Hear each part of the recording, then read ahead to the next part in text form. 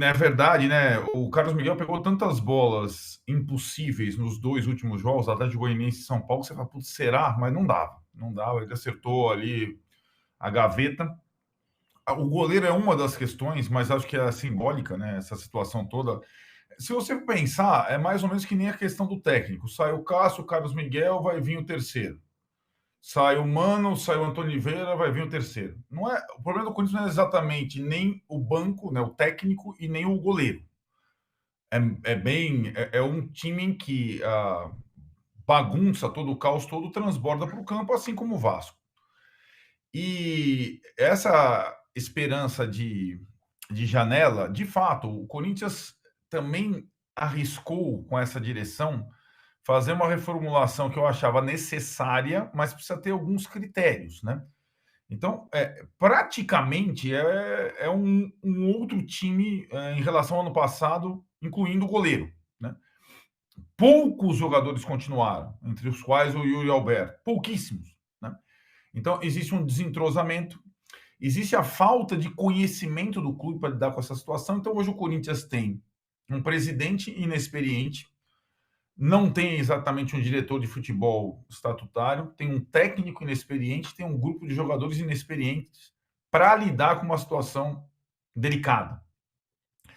E em relação ao Antônio Oliveira, eu fico pensando, você citou, né, Tironi, o ano passado com outra direção, com outros jogadores mais experientes, acostumados a lidar com problemas no Corinthians, o Corinthians não mergulhou na zona de rebaixamento, mas gastou toda a possibilidade de treinador cascudo, aspas mesmo, no futebol brasileiro. Né? Na passagem da temporada passada, Cuca, naquela escolha esdrúxula naquele momento, Vanderlei Luxemburgo, Mano Menezes. Antes tinha experimentado uma solução caseira, o Lázaro. Agora experimenta uma solução estrangeira, o Antônio Oliveira. Que técnico o Corinthians buscaria? Fico sinceramente pensando. Que técnico? Que treinador no mercado? Se ele for buscar um estrangeiro que não trabalhou ainda no Brasil, pode correr o risco de acontecer o que está acontecendo com o Álvaro Pacheco. O cara chega até de se situar, mais 2, 3 derrotas, tal. O técnico brasileiro para lidar com um momento desse, vamos pensar, alguém no mercado, cara, olha, assim, eu tenho dificuldade em Vai apontar buscar o uma Carille, né? possibilidade. Mas, Pois Arnaldo, você não acha que esse ano fala, desmente um Paulo. pouco essa tese do técnico de estrangeiro não poder entrar na fogueira? Olha, não é exatamente a fogueira do Corinthians, que é pior, tá? Não é isso. Mas assim, o Zubeldia, Milito e Arthur Jorge, os três entraram no meio da temporada, É, não era a situação do Corinthians, não era essa crise e tal, não sei o que, é, mas entraram no meio da temporada e melhoraram seus times. Eu não sei se essa tese do... Estou discutindo mesmo, né? Se essa tese sim, do que o sim, técnico estrangeiro não pode entrar no meio da temporada se sustenta. Claro, eles vão ter oscilações agora, tipo, os três e tal, não sei o que, mas eles melhoraram seus times. Fato é, deram um claro. desenvolvimento para eles. E para complementar, eu só acho que assim, o clube vive uma crise gigante, é verdade, o técnico não é o principal culpado, mas é verdade que ele tem alguns recursos ali que ele não está conseguindo usar, né? Ele tem uma parte nesse Sim, BO. Ele tem 2 meses e ele não consegue criar nada. Fica o Garro e o Coronado correndo que nem maluco, sozinho, toda a bola é arrancada. O Wesley isolado na ponta esquerda, tendo que ter. O Cudê botou numa hora 3 para marcar ele, e o Corinthians nunca conseguia dar possibilidade para ele fazer 1 contra 1. O Yuri Alberto está numa boa temporada, não consegue ter chance de fazer gol. Então, assim, eu acho que ele tem uma conta nesse BO aí também, não é para sim. achar que ele tá livre. O Augusto Melo é muito desorganizado, então tudo bem o desempenho do Antônio Oliveira. Acho que ele tem sérios problemas para quem já está há 5 meses aí. Eu também acho que o trabalho dele não é nada demais. O que eu só pondero, Rodrigo, é que esses exemplos dos técnicos estrangeiros que melhoraram os times, primeiro, os times, de fato, como você falou, têm outra situação. Tem melhores jogadores, melhores elencos, melhor situação financeira, mais estabilidade, brigam por outras coisas, né? Quando um time grande está na zona de rebaixamento, é pavor. Não é trabalho a médio prazo, é desespero. É simplesmente isso. É desespero. E aí é preciso casca para lidar com isso. Para lidar com torcida organizada, para lidar com pressão, para lidar é, com ameaça. É assim. E acho que essa situação é pouco convidativa para um técnico recém-chegado, né? Então, eu acho que a circunstância é um pouco diferente dos outros treinadores. É, então, eu vejo que essa troca, que ela pode ter, e assim, mesmo quem está, a gente vai analisar daqui a pouco o Zubeldia, foi mal contra o Cuiabá. O treinador não está. Eu acho que o trabalho do treinador tem que ser analisado jogo a jogo. O Antônio Oliveira faz um trabalho muito mais ou menos, mas o que eu fico colocando em questão é se a troca ela tem capacidade de melhorar ou tem a capacidade de piorar. Porque o Corinthians já fez trocas no comando que tiveram a capacidade de piorar as coisas. Então é essa a questão. O Corinthians fez a troca o ano passado, quando ficou assim tentado a pensar que ganharia a Copa Sul-Americana entre os jogos da semifinal com Fortaleza. Saiu o Luxemburgo, entrou um Mano entre um jogo e outro. Não classificou na Sul-Americana e continuou lutando contra o rebaixamento no Brasileiro. Então, assim, é só que um novo treinador, nesse momento, é preciso ser escolhido com muita precisão, o que não parece ser o caso da diretoria do Corinthians. Quando a Alicia fala do Carille, é porque o cara conhece a casa, embora a casa esteja completamente reformulada, remodelada, pintada de outra cor, que não verde, né, que não pode entrar. Mas todas as situações que o Carille viveu, os companheiros, as pessoas do departamento de futebol, já saíram do Corinthians. E ontem, se alguém estivesse torcendo para a queda do Carille no Santos, o Santos ganhou um jogo fundamental do Goiás e deu uma respirada, né? Então, também essa opção que ela sempre fica no imaginário, que afinal foi o Carille quem ganhou o último brasileiro pelo Corinthians, com um elenco fraco, mas muito bem aproveitado, já faz algum tempo. Até a opção Carille hoje não é uma opção factível. Eu só acho que o Corinthians precisa pensar bem antes de tomar essa decisão. De fato, o Santos venceu, estava meio também entrando numa crise aí, não vencia muitos jogos e venceu ontem e deu uma mais. O Carille é sempre um nome ali no Corinthians. Mas essa questão do treinador, só sem querer voltar muito aos outros jogos, aos outros times, mas também não se aplica aos outros, sobretudo ao Fluminense, com esse elenco aí, como disse o Rodrigo, se aplica, né? Porque quem vai pegar uma bucha dessa com um monte de jogador veterano, um monte de atacante, é difícil também. É uma troca difícil. E o Vasco já fez a troca. Aqui, o Marcelo fala que nós temos que dobrar a meta de likes, temos mesmo, porque afinal já chegamos em 1.600, então agora é 2.000. Vamos para 2.000 likes, por favor, venham com a gente. A nossa enquete está assim, hein? Qual torcedor tem mais motivos para se preocupar? Corinthians, 39%, Fluminense, 22%, Grêmio, 2% e Vasco, 37% por enquanto. Dê aí os seus votos, dê aí os seus likes, vamos chegar em 2.000 e vamos falar agora do jogo que foi uma decepção, na verdade, né? O São Paulo perdeu, o Zubeldia perdeu sua invencibilidade no São Paulo contra o Cuiabá em casa. 1-0 para o Cuiabá. Tem até reportagem aqui no UOL, é claro, sobre a situação. E o São Paulo estava, como eu costumava dizer, falei antes do jogo, Arnaldo, que ela chegou o momento da história que tinha bifurcação. Ou você vai seguir na briga pelo título, ou você vai fazer aquele campeonato que é o campeonato do São Paulo nos últimos 3, 4 anos. Fica ali no meio do caminho, não acontece nada, ganha em casa, perde fora, empata em casa, ganha fora é raro, mas acontece. Estamos vendo aí o gol, que foi aquela falha total, né? O Arboleda deixa o Pita Olha o Luiz dominar e Gustavo, que cruzar, o Luiz Gustavo dá uma bonitinho. letra Olha! e o cara enfia a Nossa bola lá no Senhora. ângulo.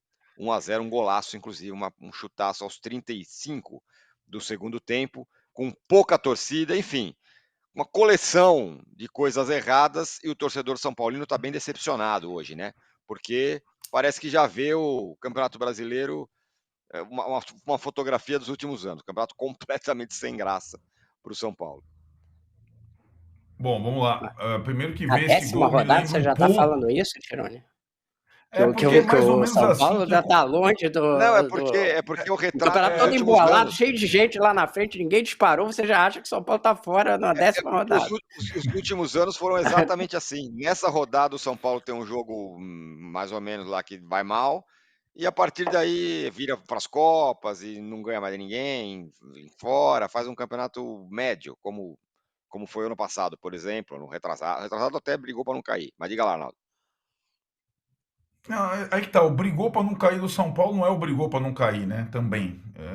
Também, nem isso Nós exatamente, estamos né? falando de Corinthians, Vasco, Fluminense. São Paulo também não brigou para não cair na realidade, né? Só o parênteses. Quando eu olho esse gol, eu lembro um pouco do gol que o São Paulo tomou do Corinthians com o Luciano na entrada da área, sendo desarmado pelo Yuri Alberto. O que o Luiz Gustavo, volante, fez nesse lance, em 3 lances, primeiro a letra, depois a pichotada de canhota, depois a pichotada de destra e depois a pichotada de canhota, 3 lances de um volante dentro da área, me lembrou o 7-1 da Alemanha, juro por Deus. Cara, então assim... E pedindo para parar o jogo, São né, Paulo... Arnaldo? Desculpa interromper, né? Enquanto ele então, está disputando a bola, ele está pedindo ali, ó, parou o jogo. Quando ele pede para parar o jogo, né, Rodrigo? Ele perde a chance de desarmar fazer o segundo desarme. Ele faz assim e perde a chance de fazer o segundo desarme. Então, o gol do Cuiabá está na conta do Luiz Gustavo, assim como o gol do Mosquito está na conta do Luciano. Certo? Essa perspectiva que você falou e de disputar o meio da tabela, Rodrigo, é porque nessa gestão que está indo para o 4º ano consecutivo, que tem as mesmas pessoas no comando, embora agora o presidente do São Paulo esteja chefiando a delegação dos Estados Unidos, mais ou menos, o Tironi tem razão, nesse momento da temporada, em vez de um foco assim, pleno no Campeonato Brasileiro, existiu uma desmobilização. E foi assim com o Crespo, foi assim com o Rogério, foi assim com o Dorival, foi assim agora nesse jogo com o Zubeldia. E mudou muito o treinador, mudaram os jogadores e a direção, o comando é exatamente o mesmo, são as mesmas pessoas.